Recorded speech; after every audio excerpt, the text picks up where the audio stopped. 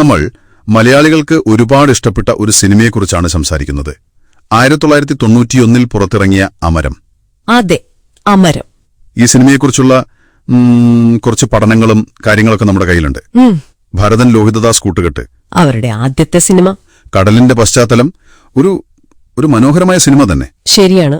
അപ്പോ എന്തുകൊണ്ടാണ് ഈ 33 വർഷം കഴിഞ്ഞിട്ടും ഒരു ക്ലാസിക് ആയിട്ട് ഇങ്ങനെ നിൽക്കുന്നത്? അതാണ് നമ്മളിന്ന് നോക്കുന്നത്. തുടങ്ങാമല്ലേ? തീർച്ചയായും. പിന്നെ ചെമ്മീൻ പോലെ കടലിന്റെ കഥ പറഞ്ഞ സിനിമകളിൽ ഒരു നാഴികക്കല്ലായിട്ട് അമരത്തെ പലരും കാണാറുണ്ട്. ശരിയാണ്. പക്ഷെ ഒരു വ്യത്യാസമുണ്ട്. ചെമ്മീനിലെ കടല് ചിലപ്പോ ഒരു ശിക്ഷകനാണ്, അല്ലേ? പക്ഷെ അമരത്തിൽ അങ്ങനെയല്ല. കടൽ അവിടെ എന്താ പറയാ, കഥാപാത്രങ്ങളുടെ ജീവിതത്തിനും സ്വപ്നങ്ങൾക്കുമൊക്കെ ഒരു നിശബ്ദ സാക്ഷിയാണ്. അതൊരു നല്ല പോയിന്റാണ്. ആ വ്യത്യാസം ശ്രദ്ധേയമാണ്. അതെ. സിനിമയുടെ ആ കാതലെന്ന് പറയുന്നത് അച്ചൂട്ടി, ആ നിരക്ഷരനായ മുക്കുവൻ, പിന്നെ മകൾ രാധയും തമ്മിലുള്ള ബന്ധമാണല്ലോ. ഭാര്യ മരിച്ചത് ശരിയായ ചികിത്സ കിട്ടാത്തതുകൊണ്ടാണെന്നൊരു വിശ്വാസം അയാൾക്കുണ്ട്. അതെ, ആ വേദന. അതുകൊണ്ട് തന്നെ മകളെ ഒരു ഡോക്ടറാക്കണമെന്നത് അതൊരു വെറും സ്വപ്നമായിരുന്നില്ല, അല്ലേ? അതൊരു വാശിയായിരുന്നു. ശരിയാണ്, ഒരു വാശി, ഒരു തരം പ്രതികാരം എന്നൊക്കെ വേണേ പറയാം ആ സാഹചര്യങ്ങളോട്. അതെ. എന്നാൽ അവിടെയാണ് കഥയിലെ സംഘർഷം വരുന്നത്. അതെ. അച്ഛന്റെ ഈ സ്വപ്നങ്ങൾക്ക് വിപരീതമായിട്ട് രാധ വേറൊരു മുക്കുവനായ രാഘവനുമായിട്ട് പ്രണയത്തിലാകുന്നു. അതെ. ഇത് വ്യക്തിപരമായ ആഗ്രഹങ്ങളും അച്ഛന്റെ സ്വപ്നങ്ങളും തമ്മിലുള്ള ഒരു ക്ലാഷ് മാത്രമല്ല, ഇതിലൊരു സാമൂഹിക തലം കൂടിയുണ്ട്. അതായത് ഒരു സാധാരണ മുക്കുവൻ അയാളുടെ മകളെ ഡോക്ടറാക്കാൻ ആഗ്രഹിക്കുമ്പോൾ ആ സമൂഹം, അവിടുത്തെ സമൂഹം അതിനെ എങ്ങനെ കാണുന്നു എന്നുള്ള ഒരു ചോദ്യം കൂടി സിനിമ ഉയർത്തുന്നുണ്ട്. ശരിയാണ്. അച്ചൂട്ടിയുടെ ആ സ്വപ്നം തന്നെ ഒരു വെല്ലുവിളിയാണ് ആ ചുറ്റുപാടിന്. അതെ അതെ, തീർച്ചയായും. പിന്നെ മമ്മൂട്ടി, അച്ചൂട്ടിയായുള്ള ആ പ്രകടനം അദ്ദേഹത്തിന്റെ കരിയറിലെ ഏറ്റവും മികച്ച ഒന്നായിട്ട് തന്നെയല്ലേ നമ്മൾ കാണുന്നത്? അതിൽ സംശയമില്ല. ആ ഭാഷ, ശരീരഭാഷ ഒരു രക്ഷയുമില്ലായിരുന്നു. KPSC ലളിത തന്നെ പറഞ്ഞിട്ടുണ്ടല്ലോ, ആ മകള് പോയ ശേഷം മദ്യപിച്ചു വന്നിട്ട് സംസാരിക്കുന്ന ഒരു രംഗം. പിന്നീട് അവള് ഭർത്താവിന്റെ കൂടെ തിരിച്ചു വരുമ്പോൾ ഒന്നും മിണ്ടാതെ അകത്തേക്ക് പോകുന്നത്.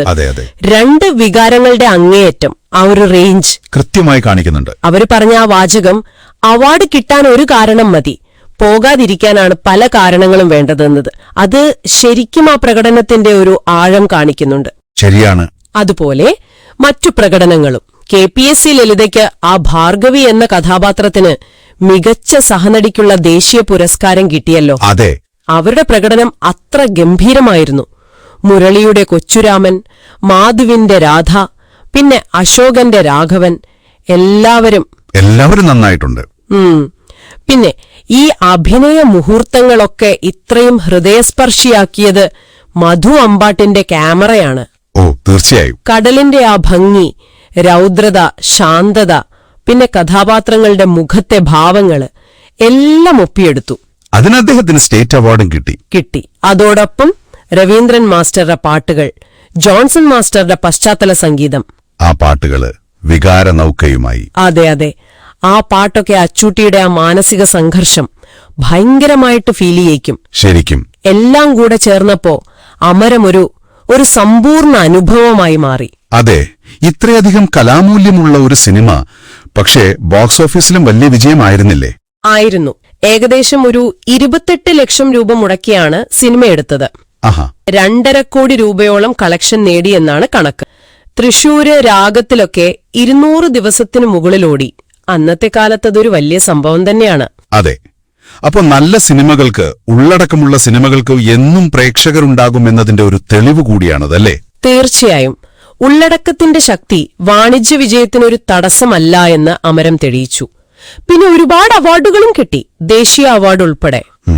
അപ്പോ ഈ പറഞ്ഞ കാര്യങ്ങളെല്ലാം കൊണ്ടാണ് ഒരു 33 വർഷം കഴിഞ്ഞിട്ടും അമരം ഇപ്പോഴും ഇത്ര പ്രസക്തമായി തുടരുന്നതെന്ന് പറയാം. അതെ. ആ അച്ഛൻ മകൾ ബന്ധം, സ്വപ്നങ്ങളും യാഥാർത്ഥ്യവും തമ്മിലുള്ളൊരു പോരാട്ടം, മികച്ച അഭിനയം, സാങ്കേതിക മികവ്, ഇവയെല്ലാം എനിക്ക് തോന്നുന്നത് ഈ സിനിമയുടെ ആത്മാർത്ഥതയാണ് അതിനെ കാലാതീതമാക്കുന്നത് എന്നാണ്.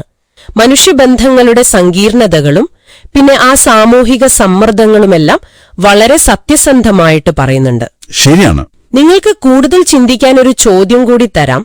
ഈ അച്ചൂട്ടിയുടെ സ്വപ്നം, അത് അയാളുടെ ആ സാമൂഹിക ചുറ്റുപാടിൽ നിന്ന് എത്രത്തോളം വേറിട്ട് നിൽക്കുന്നതായിരുന്നു? അത് അയാളുടെ മാത്രമൊരാഗ്രഹമായിരുന്നോ, അതോ ആ സമൂഹം ഓരോ വ്യക്തിക്ക് മുകളിലും വെക്കുന്ന ചില അതിർവരമ്പുകളില്ലേ, കാണാത്ത ചില മതിലുകൾ, അതിനെതിരെയുള്ള ഒരു പോരാട്ടം കൂടിയായിരുന്നു അത്? അമരം നിങ്ങളെ അങ്ങനെയുള്ള ചിന്തകളിലേക്ക് കൊണ്ടുപോകുന്നുണ്ടോ? ഒന്ന് ആലോചിച്ചു നോക്കൂ.